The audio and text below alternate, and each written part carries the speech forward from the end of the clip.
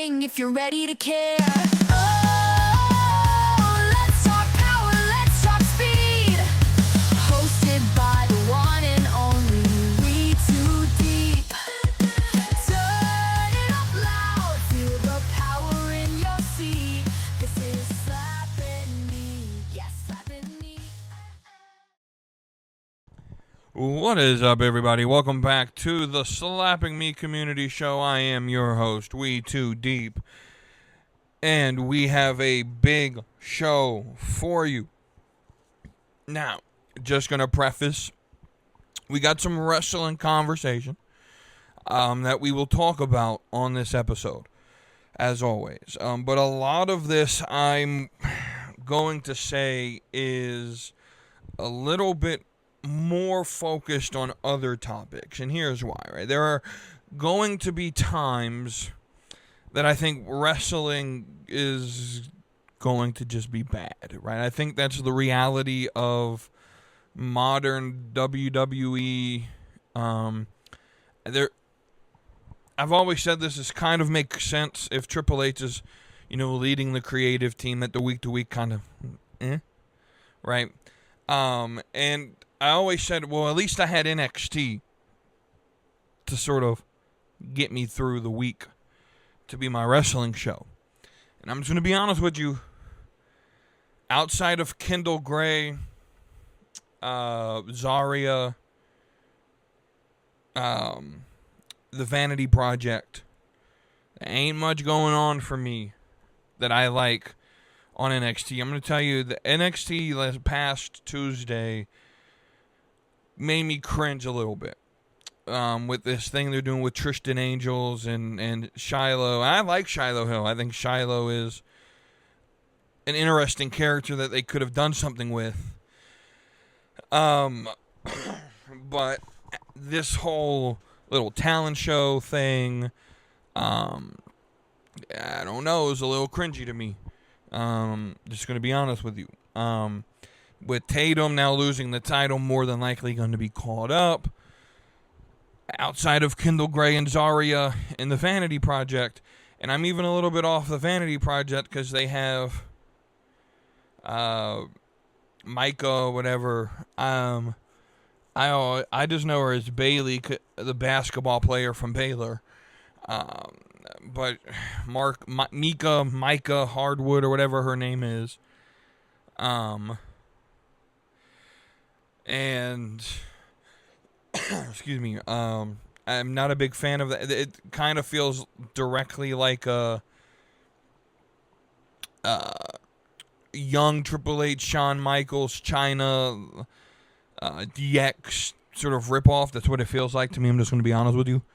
And so, like, NXT, Tony D was always going to be like a transitional champion. He doesn't feel like a world champion.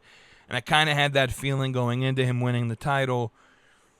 But none of these newer additions to the roster feel special.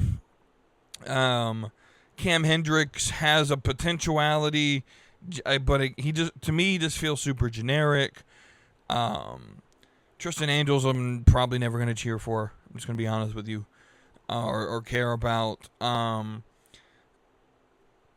Naraku, I was never going to care about at all. I just don't have any interest in, in what he brings. Mason Rook, he just doesn't have a look of like someone I should take serious. And then in the women's division, I mean, Lola's fine. Kendall's great. Zarya is great. Kalani's fine. There's nothing really there to hook me to want to watch every Tuesday. And the main roster, I got things that I do Friday nights. And so I typically miss SmackDown, and I'm not paying Netflix for Raw. Just don't necessarily care about the product enough to pay for it. And so even with watching the rewinds or the clips of it, for me to actually have to go and search it out. I've just been in a mood where like I don't genuinely care to look it up on YouTube. And so we got wrestling content, but it's not necessarily discussing the show. And it's going to be a minor part of the show. We got a lot of other content, whether it's sports related, or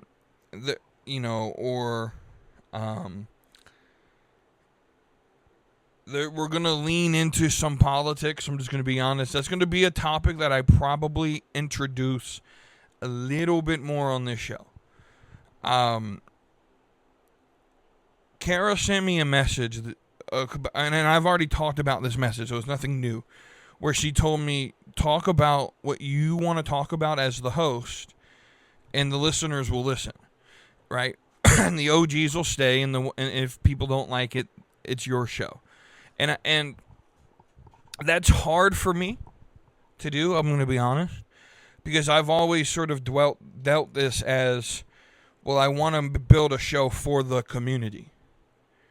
The problem with that is I'm the only, and I don't mean this in a negative way, but I'm the only one in the community speaking on the microphone, right? And so it should be something I'm interested in, should be topics that I'm interested in. And so I'm going to bring in and introduce my worldview, my political views. It's my show, and so I'll preface this in saying, if you disagree with me, you're still welcome here. We can have disagreements. In fact, that's the whole point, is to have conversations. And my point, my hope in this is never to persuade you to my point of view, but it is to explain my point of view and to maybe open up your mind to differing point of views so that we can have discussions on them and maybe benefit each other, right? like last Friday's episode probably wasn't easy for some people to hear, right? Very interesting topics that I covered, and I just I'm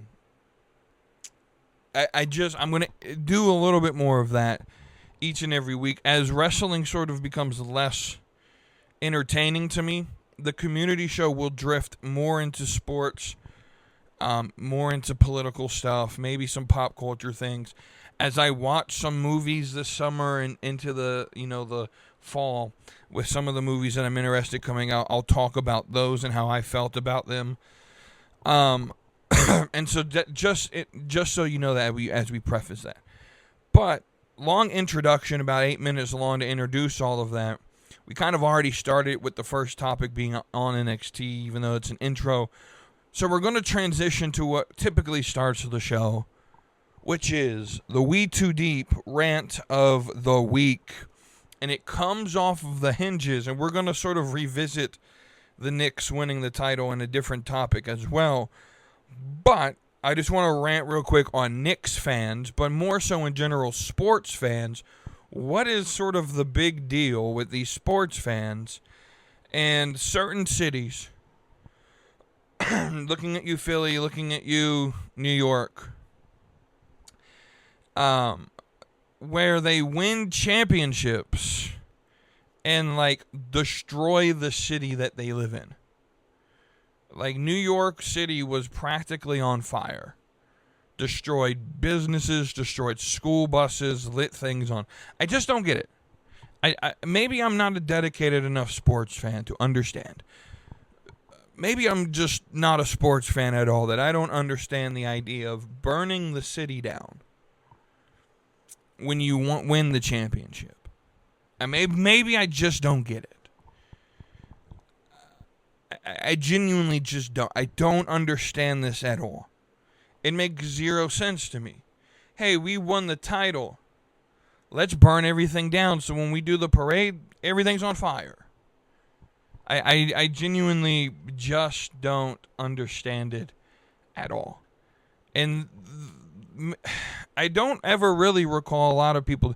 The last time I recall a city being on fire after a team won the title would have been Vancouver after they lost. They didn't even win the title, but they lost the Stanley Cup Finals to my Bruins in 2011, and Vancouver was lit on fire. And even then, that kind of made no sense to me. I know Philly, when they won their first Super Bowl, they didn't light things on fire, but like they got a little rowdy and crazy. Again, I just don't understand like the over exuberant. Like, this is how you know if a fan base has been there before. And a lot of the New York fan base hasn't been here.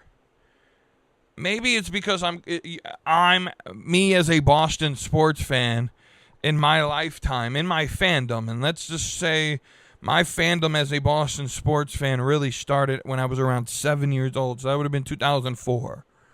So in my fandom, we would have had a Red Sox World Series, a let's see, that was 04, I think 07, 13, and 18. So 4 Red Sox World Series, a Bruins Stanley Cup,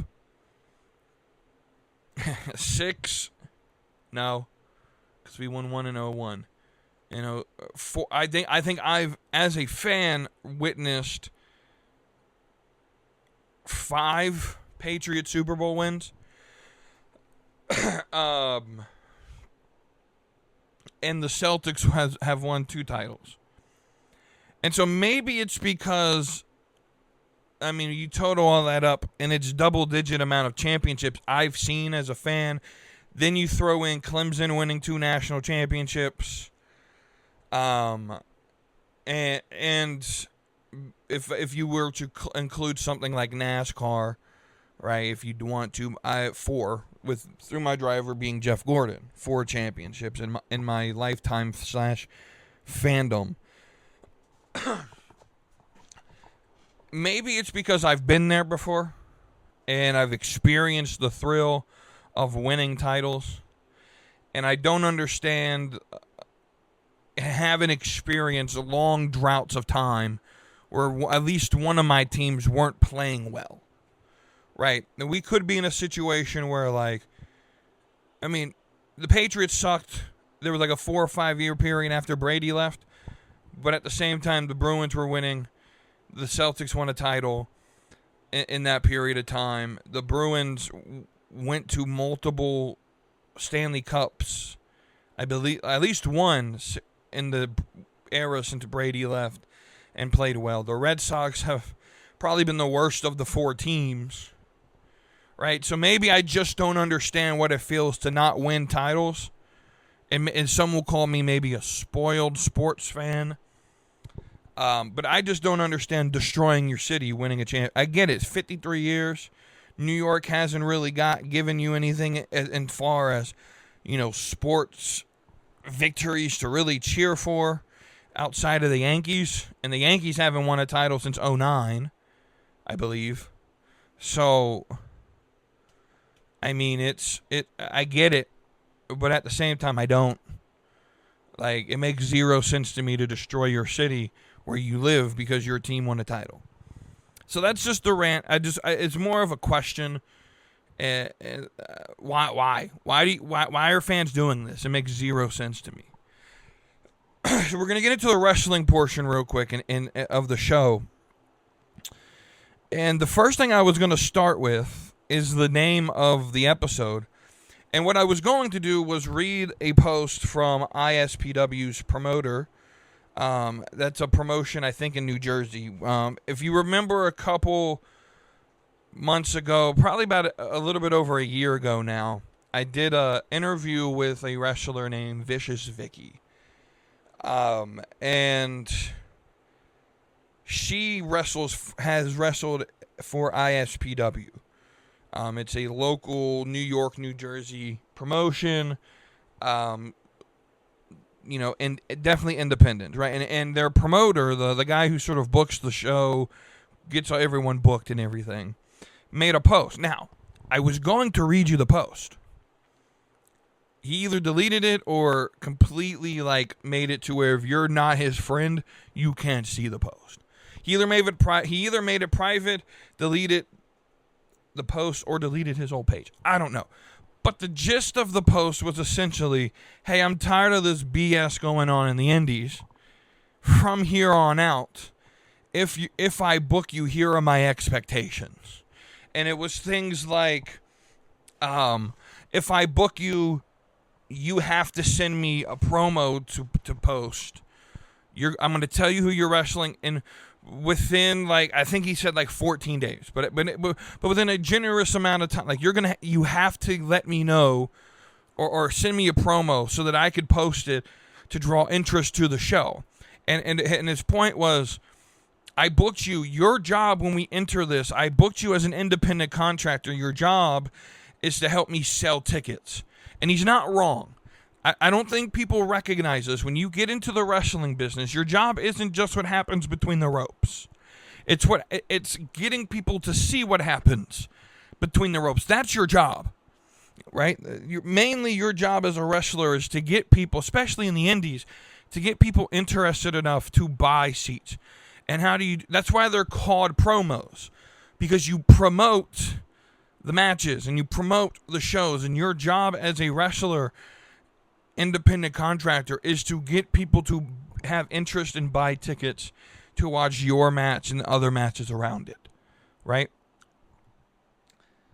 And so that was one of the things, showing up on time, hey, if I book you, here's the expectation. No one another expectation is starting this day forward. No one, leaves early until the ring is taken down, which I think should be a rule in any I'm just going to be honest with you. It should be a rule in any level of wrestling. And essentially the whole post was like, these youngins need to figure out how we do this. Like, there's a courtesy and a way wrestling is done. And he essentially said, I built this by myself. I'll burn it down to prove my point. And essentially saying, if you're not willing to live by this, I'm not going to book you no more. And that's not what I want to have a conversation. I think it'd be weird for me to have a conversation about a situation I have zero insight about. I've never been to a show. I only know one of the wrestlers. I've talked to one of the wrestlers who, have even wrestled for the company. I don't know the guy personally. And so the conversation's not necessarily about that. It's about a bigger point, a bigger argument that I've made before, that I think this post sort of explains and definitely I think it helps prove the point that I tend to say. And that point is that 90% of wrestling is booking. And I typically use that as a way of, it's not about, typically it's not about the individual wrestler getting themselves over. Typically that's not what gets you over in wrestling. Typically what gets you over in wrestling is how the promoter books you and makes you look in your matches and all of that, right? And that 90% of the business is just, how are you perceived backstage? So are you in good favors with the booker that they will give you time? And this post, especially on the indies, definitely, I think, proves that point, right? Essentially, this guy is saying, if you're not going to live by my expectations, I'm not going to give you money nor time to be on my show, because this is my show. And I 100% stand behind this promoter. He's the wrestlers are not the most important part of a wrestling show. The most important part, and this is at any level, whether you're beginner, indie, if you're what I sort of call the upper echelon of indies like PWG or HOG, House of Glory, or any of those, if you're AAA, if you're WWE main roster, NXT, AEW, doesn't matter what level you are in wrestling. The wrestler is not the most important part of the company. And this booker has even made this point in terms of WWE. When you look at WWE and you hear these rumors of like bigger stars like a Roman Reigns being asked to take a pay cut. And you sort of sit here, now I've been in the defense of Roman Reigns is worth whatever companies are willing to, but at the same time I'm here to also argue if they're asking for a pay cut for Roman Reigns, then they have this mindset that Roman Reigns, even someone as big as Roman Reigns, is not bigger than our booking team. We could fire the entire staff. We could fire every single wrestler on the roster, hire newbies who are just trained, put them in WWE, and book superstars. Look at Obafemi. Obafemi is proof that 90% of wrestling is booking, and I'm going to add a little caveat to it. How you behave behind the scenes. You can have all the talent in the world. You can be the most charismatic. You can be the best in between the ropes. But time and time again, we continue to see it's not about that. It's not about how good you can run the X's and O's in wrestling. It's not how good you can sell. It's not how good you can do the Mexican destroyers or the Canadian destroyers or the crazy jumps, or it's not how good you can run the ropes or how good you can sell moves. That's 10% of the business. The other 90% is what are they going to give you booking-wise? Are they going to book you to win? Are they going to book you to look strong? What's your character? But then secondly, that is partially determined by how you act backstage. Do you show up on time? And in most people, especially in like the wrestling world, on time means show up early, in character, ready for the first match. Even if you're the main event, in character, behind, ready to go, right? Are you willing to put in the work to put the ring up, take the ring down, stay extra, help people in the training centers or whatever, right? And what tends to happen is those who are well-behaved and good backstage and in good favors with the people who run the show, they tend to get the most time. They tend to get, right? That's why the people with the biggest egos who think that everything should be owed to them typically fizzle out and don't last long in WWE or at any high level of pro wrestling. Because it's not about the wrestlers. It's not about how good you think you are. It's about the promoter. It's about booking. And so again, I say, the 90% of wrestling and 90% of what happens in this business has zero to do with the actual in-ring product and most to do with how are you perceived by the fans, can you get over? And that happens by how you're perceived by the people backstage, whether in a personal, professional outlook, like he's a good worker, he shows up on time, he comes early, leaves late, first one in, last one out, always in shape, always on time, always ready to go to work, right? Those people are going to, the wrestling business, and this is the key to most success, right? In any industry, now we have a lot of people, I've been one of them at times, who sit there and grumble, oh man, I've been here, I've worked for this company the longest, I'm always getting overlooked, blah, blah, blah. 99% of the time, it's one of two issues. Either A, the person who got the promotion is kissing up to the person who can make the decision. And that's a reality of the workforce. That's a reality of the workforce.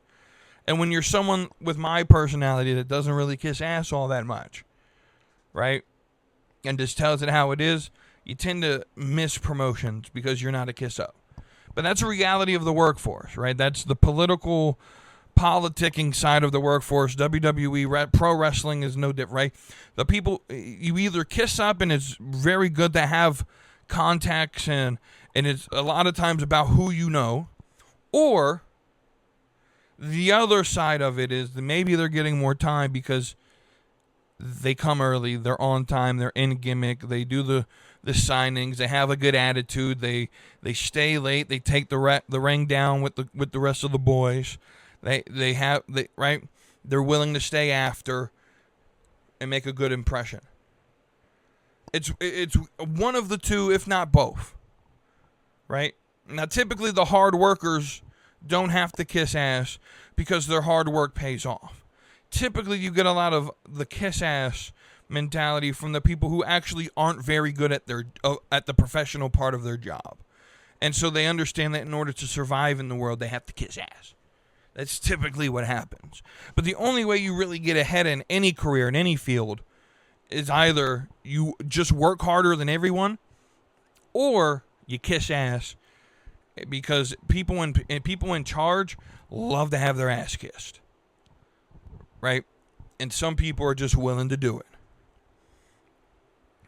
So that's the big issue.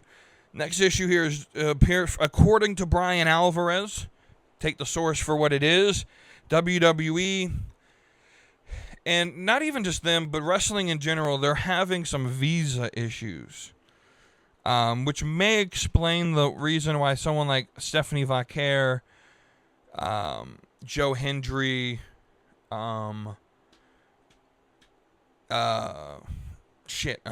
Dragunov. I'm not exactly certain if that's the reason why they're not on TV, but it could explain some of that apparently the government is having it's causing a lot of complications, which is interesting. I don't really have an opinion on it. It just kind of sucks that that's the case. But it also is the risk you take when you globalize your brand, and a lot of your major stars are not citizens of the United States. You're still a United States company with most of your events happening in the United States, and so unfortunately that's just an issue that happens. The bigger thing that I want to talk about, and really the last wrestling conversation we'll probably have, is Tessa Blanchard has been released from TNA. Now, the word on the street is that CMLL essentially gave her an ultimatum saying, we either want you here, or if you want to be in TNA, we're not going to book you anymore. You have to choose between the two. And seeing that CMLL books her a lot more and puts her on shows a lot more than TNA does, she asked TNA, it's mutually agreed upon, she asked for her release and it was granted. Now, that's the rumor on the street. I'm going to start another rumor, because this was the first thought that popped in my head. Maybe she'll run CMLL for the next month, 2 months. But in about 2 months' time, in about 2 months' time, 2.5 months' time, 3 months' time, it's going to be an event called, well, let's see, July, August, September, In about 3 months' time, there's going to be an event that we call Triple Mania.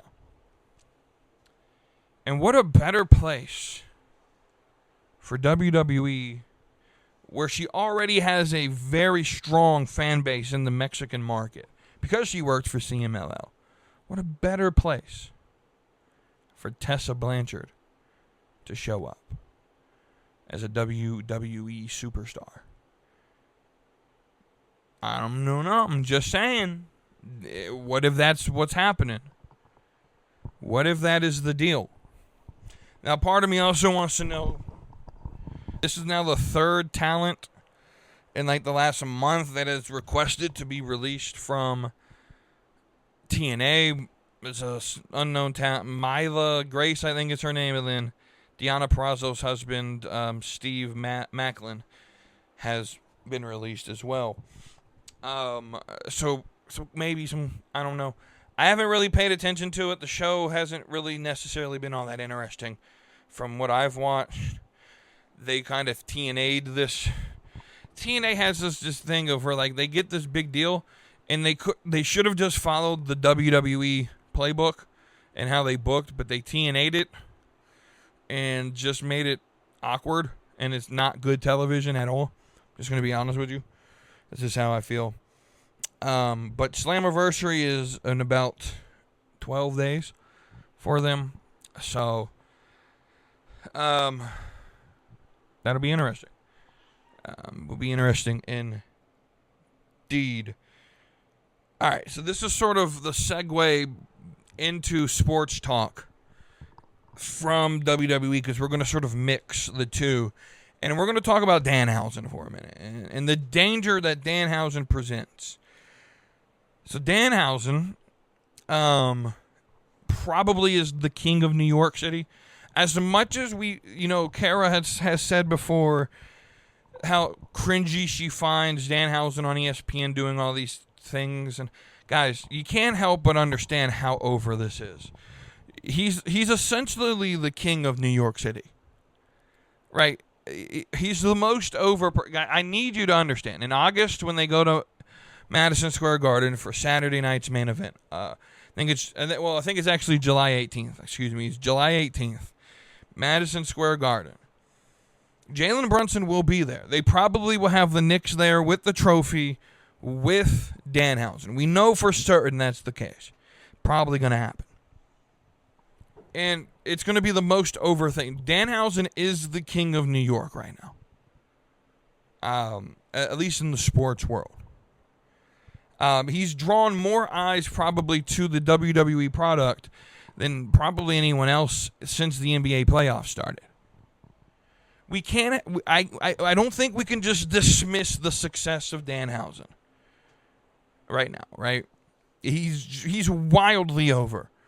And multiple sectors of the American media concept, right? Whether it's in New York sports, ESPN, wrestling, like he's over, bro. And we can't just skim past how over Danhausen actually is. And so, I'm not a New York sports fan by any case, but I'm pretty certain it's safe to say that we can dub Danhausen as the king of New York sports. He's the king right now, bro.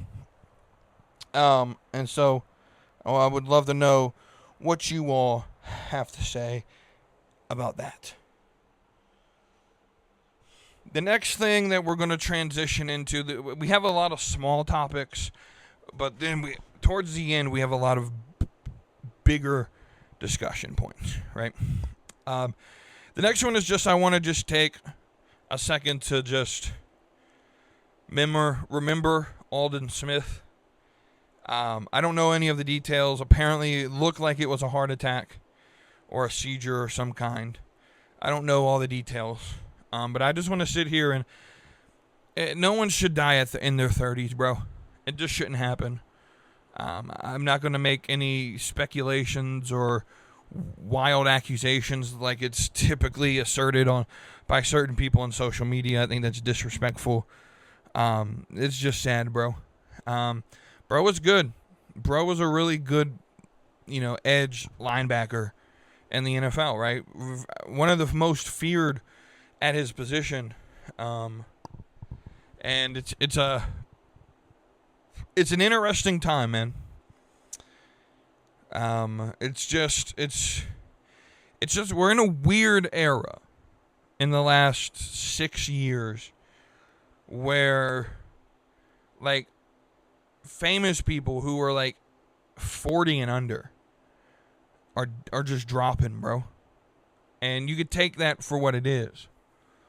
But it's just a weird era we're living in. It's just a weird era. All right. So the next big thing is a situation that has changed drastically. Every single day since I put this on the notes that we're going to talk about it.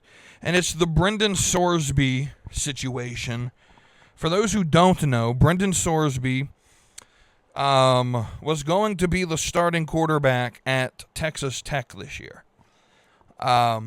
Transferred in, I think, from Indiana, and he was going to start this year. Pretty good quarterback. And it came out, he was caught sports betting against his team, or really just sports betting in general, and he did this in a way. First off, he was underage, so it was illegal when he started. When he did it, he was illegal. He couldn't sports bet because he was underage. And because of that, he did things like across state lines where he used other people's accounts, but it was him who was doing the bets, but it was for his team, right? So there's multiple different sectors. You have like the legal issue. You have the fact that the NCAA says that you can't bet on any college football on any level if you're an athlete. And so he broke that rule. And so what ended up happening, though, was that a judge in Texas granted an injunction, essentially saying, we're going to say he can play. Like, he's allowed to play. Now, the NCAA could suspend him. Texas Tech could punish them if they wanted to. No one's going to, though, right? The Big 12 could technically interfere if they wanted, and they have. And Monday, yesterday, because this just whole idea that he could be allowed to play, he got this injunction, just pissed everybody but Texas Tech off, right? And the Big 12, rightfully so. People were talking about canceling their game, not showing up to the games with them, not playing them, and the whole situation, bro. And so yesterday, on Monday, I don't know if it was the conference at whole, but I think the Big 12, if I remember correctly, put out a suit against Texas Tech, essentially saying, we want an actual ruling on can we use our bylaws to block this. And so because of this national lawsuit, Brendan Sorsby is now entering the NFL supplemental draft. Now, he's not going to get drafted. I don't think there's a single NFL team, no matter how quarterback needy they are, that's going to bid future draft capital on a player who could potentially bet against your team. And then there's credibility, like, was he point shaving in any of these games? He's come out and said that he didn't bet on any game he actually played in, which I don't know how much I believe, right? His defense and his coach came out and said this. Essentially, his defense is that he's gone through a lot in his mental health, and he should be able to play because it's where he finds like solace, and they're going to turn this into a mental health conversation. The problem with that is he didn't go seek gambling addiction help until after he got caught. He got caught, turned himself in, and confessed, and now his argument is mental health. I just don't buy it for 1 second, right? And so this just, I'm just going to straight up say it. Sports betting should be illegal, bro. It's turned sports into just a giant business. But here's going to also be my argument. The NCAA is partially liable for this. Because you can't be upset that a guy who plays in your league sports bets while taking money from the same sports betting organizations and companies that he's using. I just don't think that that's fair. The NCAA has done a horrible job just making... A lot of this comes into... If NIL was done correctly,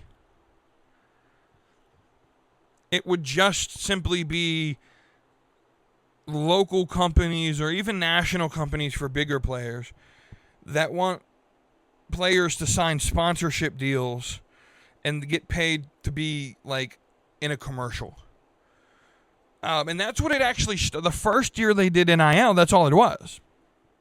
It was like DJ Uiagalelei at Clemson was sponsored by Dr. Pepper and Bojangles.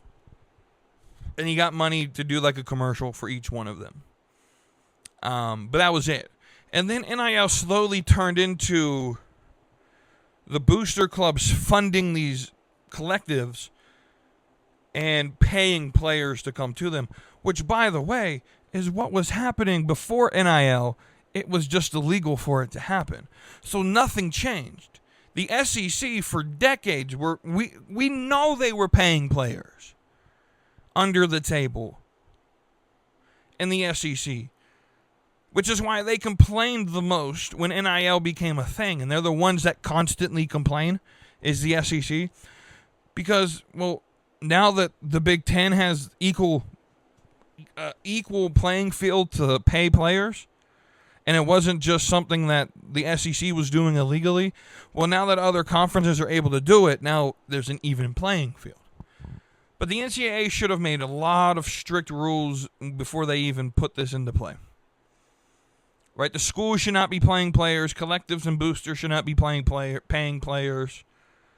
It should just be star player gets a contract with Under Armour or Nike, and he's in a couple commercials and he gets paid for it. Or he can sell some merch with his face and name on it and make money for it. But it shouldn't be, we're Alabama, we got $35 billion in NIL money. And that's just an exaggerated number. But our boosters, have a lot of money, so we're going to pay for 24 five-star recruits, the best transfer portal guys. It shouldn't be that. That's the NFL at that point. You're no longer amateur athletes at that point.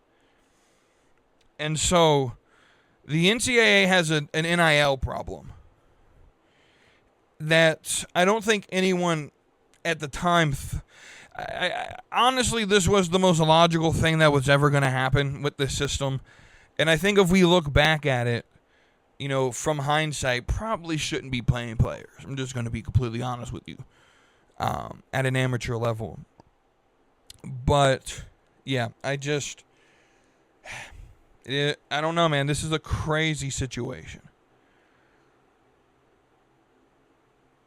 All right, now I want to talk about... I know I talked about it Friday, but I want to introduce some... I don't want to talk about the matches. The UFC event that happened at the White House. I don't want to talk about the matches because I didn't watch it. I watched the Stanley Cup Finals, watched the Carolina Hurricanes hold the cup for the first time in 20 years. Very good game from the Hurricanes there. But I didn't watch this event Sunday night. I saw some clips from it. The picture of the flyover that everyone's posting, that's essentially what Donald Trump brought it to the White House for, so they can do some marketing and branding. It's midterm time, and you can now market. He paid a bunch of money to market and to get marketing materials. And guess what? That's politics for you. And so I'm not necessarily upset with that. I think it's a little bit cringy that one fighter who won his match got on the mic with Joe Rogan and insinuated that Michelle Obama was a man. I think that was a little bit childish. I don't think that necessarily that shouldn't be the talking point that you have on this night. I think it's a little bit childish. I think that's something that certain parts of the right wing will appreciate, but me as a conservative, I think that hurts the movement. It's not a truthful talking point, and it's just more sort of crazy conspiracy hate. And I don't think we should fuel the left with this type of fuel that they could use to show that we're racist or sexist or whatever, right? Overall, like I didn't care. I think it was an interesting event. I don't hate it. Like the crazy thing is, you're gonna have like the far left are hating on it, the far right are praising it, the moderates, some don't like it, some do. I don't really care. I think a lot of it is just bread and circuses to distract us, but I mean, it happened. It's not the worst thing that have happened on the White House lawn. I mean, let's just be honest, in 2023, you had trannies that were running around naked on the White House lawn. Like, I'm not even joking. Joe Biden, for Pride Month, had tranny nudity at the White House. Not even kidding. I think we can take a UFC event if that's allowed to happen. But yeah, I just wanted to address more so that comment. I don't think it's appropriate. I don't think it's a good comment, no matter how you look at it. And to see so many right-wing political pundits and commentators and influencers sort of like laughing at it, it just, I think it's a little bit disgusting, to be honest with you. All right, next thing. This is a bigger topic, and so Steven Spielberg just put out a movie called Disclosure Day. Now, I haven't watched it, don't plan on watching it. I've seen some reviews on it, don't really care about it. But I just have one request with our culture. Can we get over aliens already? I think we're weirdly infatuated with this topic. Aliens do not exist. I'm sorry to tell you. Speaking of distraction, this is the number one distraction that I think that is used against the American people and just people in general. They don't exist. They just don't. Me personally, I believe if you listen to the experiences of these people who claim to be abducted, and it's fear and terror, and they freeze up, and it sounds awfully a lot like what if you were to listen to people who were demonically possessed, right? It sounds a lot like those experiences. I think the phenomenon we call aliens are really just some sort of demonic energy. I don't think they're actually people running around on UFOs. I'm not going to sit here and be like extra. So here's the thing. What we call aliens or extraterrestrials, they don't exist. But I do believe in like extra dimensional, or like that there's a spiritual realm to what is created. We know that as part of the created order, angels and demons exist. And that's what I believe a lot of this comes down to. So, but that's not the conversation or where it ends. I just wish we would stop trying to be so fanatical and sensational and trying to explain these things. I think it's very simple. You have a spiritual realm that points to the existence of angels and demons and God and Satan. And the problem is a lot of these people, they would rather go to aliens because my point of view, my worldview makes them uncomfortable. God doesn't exist to them. But they would rather say that some space being from 500 light years away came here, gave us some alternative knowledge, built the pyramids, built Stonehenge, and then disappeared and, come and visit us every now and then without us actually seeing it. The American people just love to buy into this fanatical, sensational, out-of-this-world craziness. They don't exist. Now, from my worldview, which is a more biblical Christian worldview, I believe that if God created other beings, he would have told us about it. And the Bible is completely silent on it. In fact, the entire narrative, the entire focus of God is on the earth and on human beings. We're the ones made in his image. We're the special creation, the one that he seems to care the most about because he came to earth dressed in a dirt suit. He came as a human and lived a human life. He didn't, right? And so there seems to be something special about Earth and something special about humanity that none of the other planets, stars, galaxies, solar systems have. But Earth seems to be the place where God is the most focused. I don't believe there's other life forms or other forms of intelligent design or being 50 million kajillion light years away from here. I just don't. I think we're the only life form, right? And that's just how I believe, right? Because I believe if God made other things, he would have wanted us to know about it. And there's some people in the Christian side like, oh no, they're the Nephilim or the fall. No, stop it. I think even Christians sometimes get caught up in the fanatical, sensational, mystical, sort of out of this world explanations for things that I think are pretty practical in the context, right?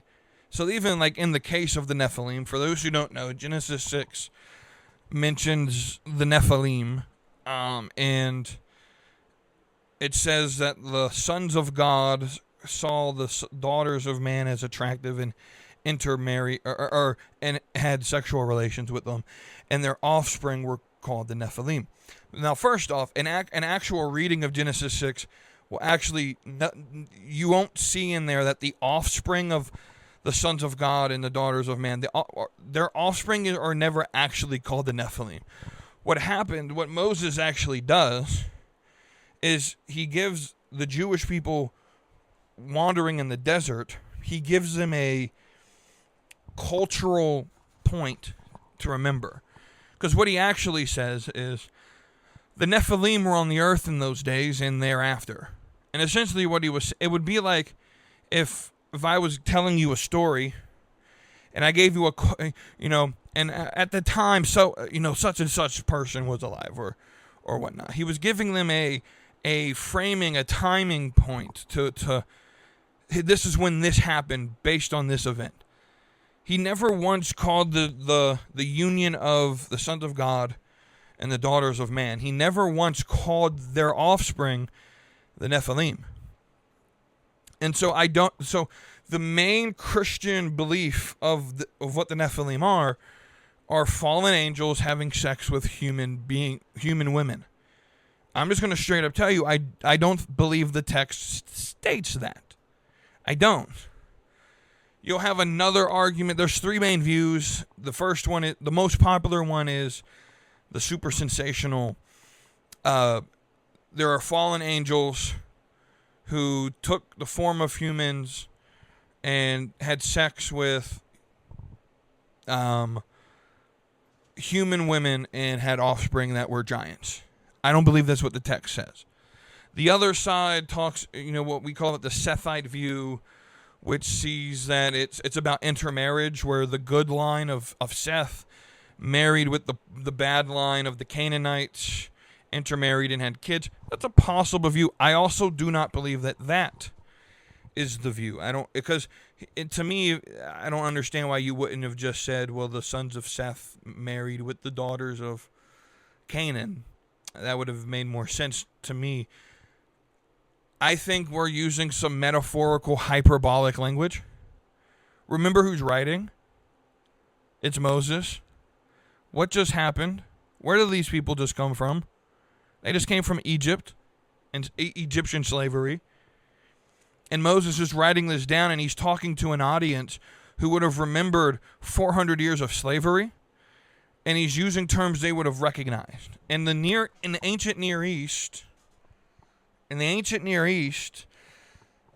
the rulers of nations, specifically Mesopotamia and Egypt, their kings, their rulers were considered to be the Son of God.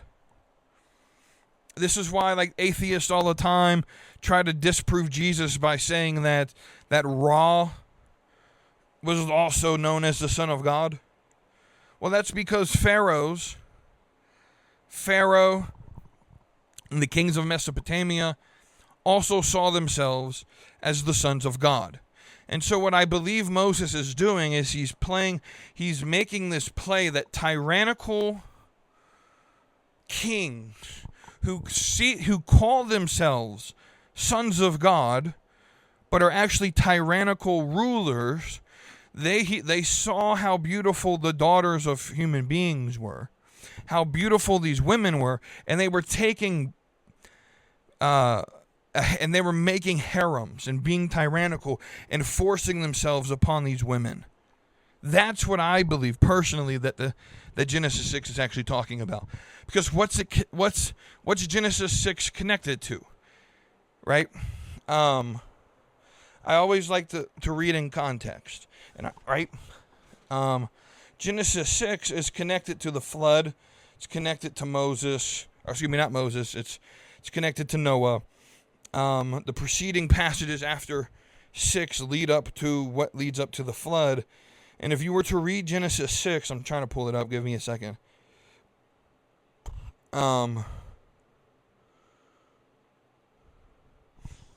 You see, after this, verse 5. So you read about the sons of God and the daughters of man, and they have offspring. Moses in verse 4 gives sort of a contextual point to sort of point back to that only the original audience would have recognized the Nephilim were on the earth in those days and afterwards. Those were the mighty men of old, men of renown. I just believe that the Nephilim were a special warrior class.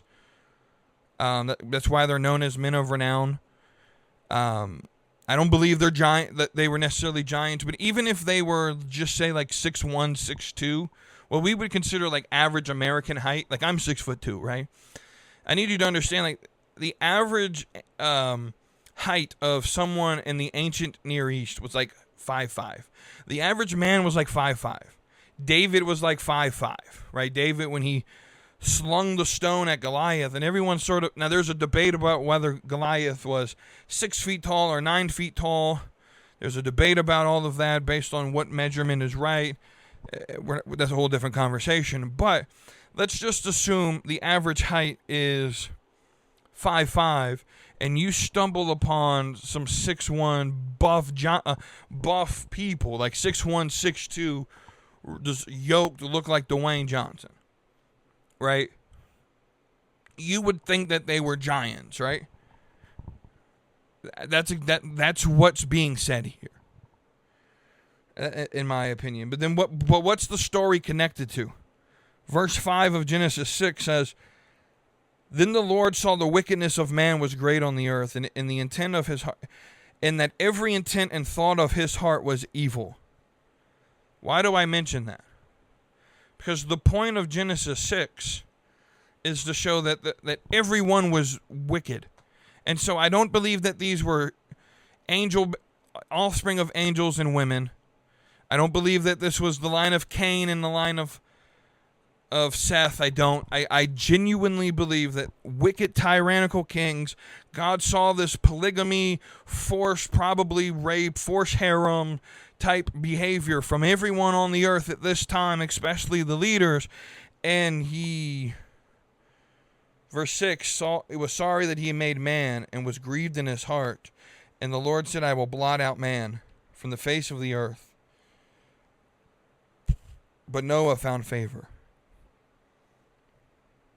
That's the point. The point was that everyone was wicked, but Noah found favor. I think the text connects that way. Anyway, that's a random rabbit hole to go down. I don't even know where we were at. We were talking about aliens. Yeah, I'm just tired of the conversation and the discourse on such fanatical fantasy. There's no evidence at all that they exist. And I genuinely believe that alien abductions are just some sort of demon possession. We've even had instances where people were would feel that dread, or would claim to like see something. You know, like sleep paralysis. I believe that's demonic possession or oppression. I've never experienced sleep paralysis, but I've felt the dread of what cause there have been nights, I will just testify to this. There have been nights where I felt like this strange, like, heaviness. And I don't believe that I don't believe that was like made up in my mind. I do believe that there is a spiritual realm that I can't see. I do believe that demons do roam the earth looking for people to possess or oppress. Those are two different things, by the way. Like Christians can't be possessed, but they can be oppressed. In the way that Job was oppressed by Satan, he was tested. He was never possessed by Satan, but he was oppressed by Satan, right? I'm just tired of this whole... I've also heard the movie was just awful, by the way, Disclosure Day. So, I don't know. I'm never going to watch it. But, one more topic, and then we'll end the show with the question of the week. These last two ones might get me in trouble. All right, so I told you we're going to talk a little bit politics here. Apparently, we have some sort of peace deal memorandum signed between the U.S. and Iran. And I'm going to be honest with you, genuinely do not care what the terms are. I don't necessarily care. Iran, I don't think, will keep the terms anyway. So it's not really that big of a deal. The talking point I want to have is it appears Israel's not very happy that we're trying to talk peace. Because Israel wants Iran just completely blown to smithereens. I want to talk about, as an American, why I would rather Trump's way than Israel's way. I'd rather peace and diplomacy over what Israel wants. Because Israel wants more dead Americans. That's essentially what they want. If they got their way, we would have another forever war in a desert parking lot where more American lives are at risk. I'm not the only one who have said this. I'm going to say it with my chest, though. Israel, if you want to blow Iran off the map, have at it, bro. But don't force America over there. America's got its own problems, right? So when I say I'm America first in my foreign policy, what I mean by that is Ukraine shouldn't have a single dollar sent to them while we have fundamental problems in our country, domestically. Israel shouldn't receive a single dollar. Mexico shouldn't receive a single dollar. Canada shouldn't receive a single dollar. Europe, Germany, France, Britain, anything in Africa, Lebanon, Saudi, name the country. No one should get a single American dollar in foreign aid while we have domestic problems in America. That is America first. Because here's the problem. Israel, man. Let me just talk to Israel real quick. Israel's argument right now is that America hasn't done enough. And if you're not willing to die to blow Iran off the map, then you don't support us and you're an anti-Semite. That is their arguing point. That is their talking point. It's a dangerous one. It's a very dangerous talking point because it's going to stoke a lot of actual anti-Semitism. And I'm not pro-anti-Semitism. I think Israel's probably our most important ally, at least in the region. I just think we shouldn't send them money to fight a war we have no business being in.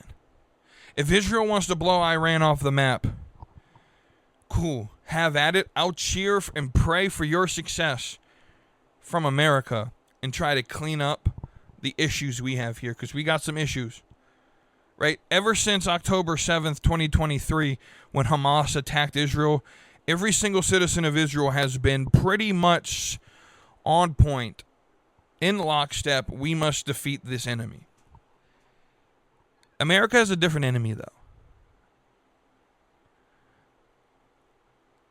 America has a different enemy. Iran's not my biggest enemy. It's not my biggest concern. You know what my biggest concern is? Gas prices and grocery prices. And Texas is about to be turned into a Muslim nation if the Democrats have their way. And the Islamification of Dearborn, Michigan and New York City, actual things that might play a part of my life. You know, the LGBTQ movement forcing and changing the, worldviews. I have to worry about sports leagues telling Christians they're not allowed to write Bible verses on their baseball hat because, God forbid, it makes Pride Night not go too well, like it is in San Francisco.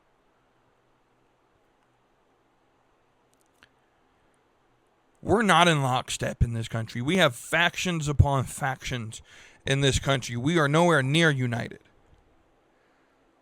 And there's a faction of the U.S. citizenry that wants to destroy our culture, destroy our way of life, and destroy the country.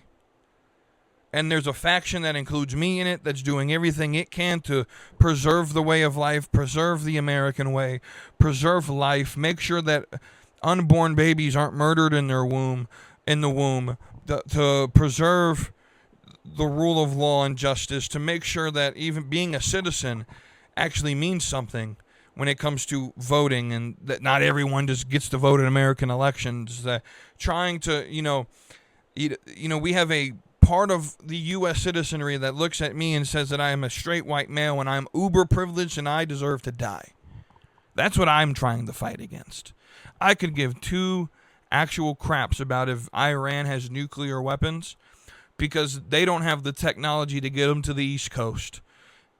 Israel, if you don't feel safe and you want to blow them up, I'll pray for your success, but you're on your own, partner. You have the reserve to do the things that need to be done to wipe Iran off the map.